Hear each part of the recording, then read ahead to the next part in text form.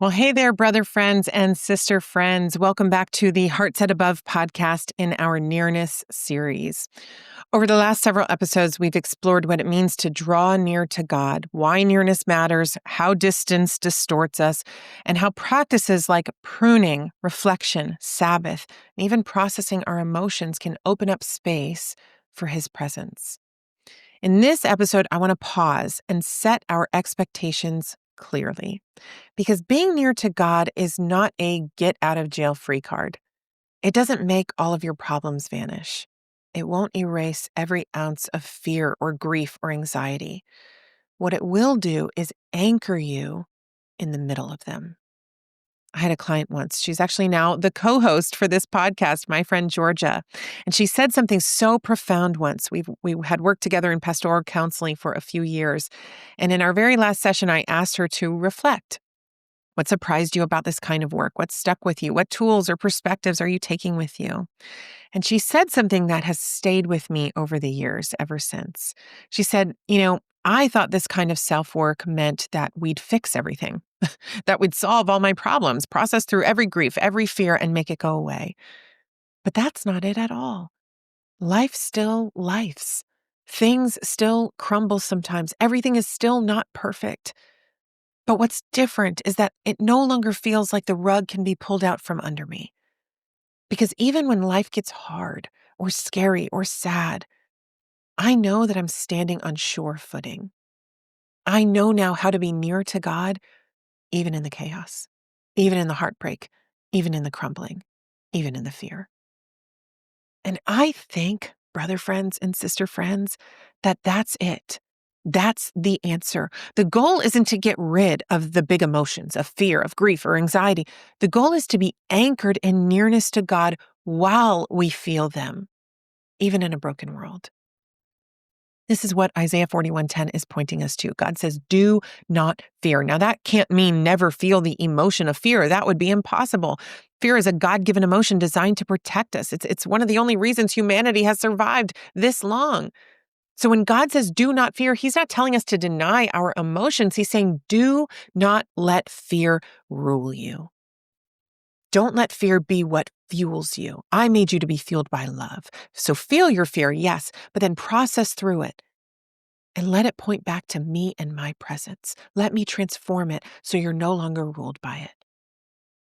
That's what God is saying to us in our fear. And then we want to notice what He says next. Do not fear. Why? Because I am with you. Because He is near. The antidote to fear is not the absence of fear. It is the presence of God. I'm going to say it again. The antidote to fear is not the absence of fear. It is the presence of God. We see this even in our human relationships, don't we? I'll give you a picture from my own life. A few months ago, my son Joel, who's 3 years old and autistic, came down with hand, foot, and mouth disease. Now, if you don't know, hand, foot, and mouth disease is a fun little disease sent from the devil himself to test the wills of parents of young children.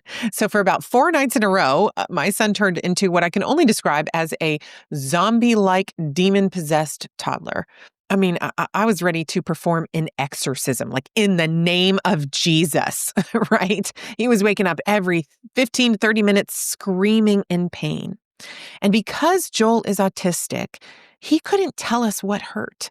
I didn't know whether it was the sores in his mouth or the rash on his skin, but I tried everything I could think of: medicine, oatmeal baths, cold compresses, pacifiers. Nothing worked.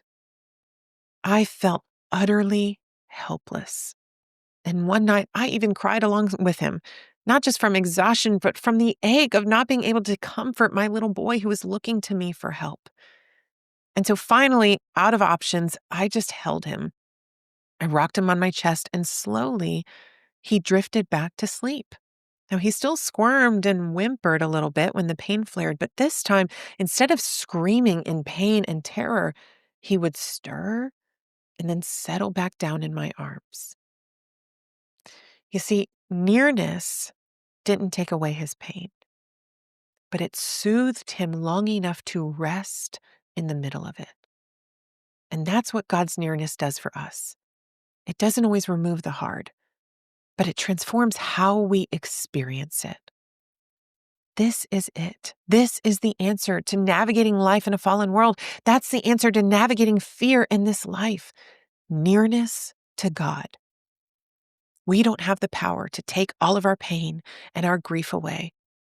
We don't have the ability to shield ourselves from every fear this side of heaven, but what we do have is a promise.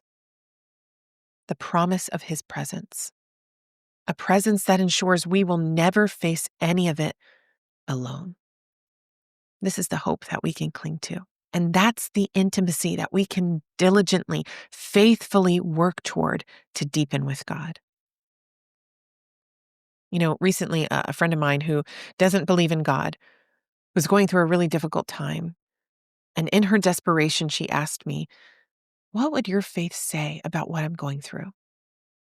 And I shared with her everything we've been talking about in this series, that life outside of Eden is hard and painful and broken, that even though terrible things happen in our free will, we were never meant to be alone in them, never. But it didn't resonate with her. And I get that. It's hard to explain the presence of God to someone who's never experienced it. But brother friends and sister friends, you have experienced it, haven't you? Maybe not as often as you'd like, maybe not as much in this season as in others, but you know what it feels like to be held by God, to feel the peace that doesn't make any logical sense, to carry a rooted joy even in the midst of pain, sorrow, and fear.